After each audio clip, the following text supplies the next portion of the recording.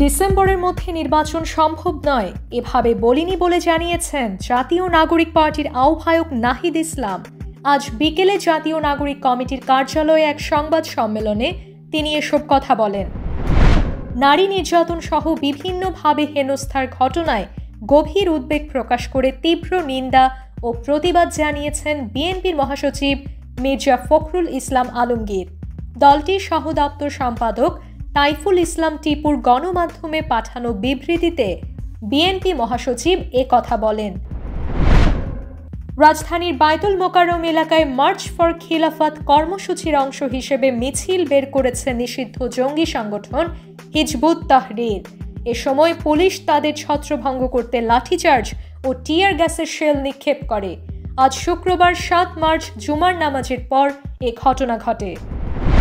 পল্টনে আটক সেই রিকশা চালককে ছাড়িয়ে নিলেন উপদেষ্টা আসিফ মাহমুদ। শুক্রবার বিকেলে ডিবি কার্যালয় থেকে তাকে নিজের গাড়িতে করে ঢাকা মেডিকেল কলেজ হাসপাতালে নিয়ে যান।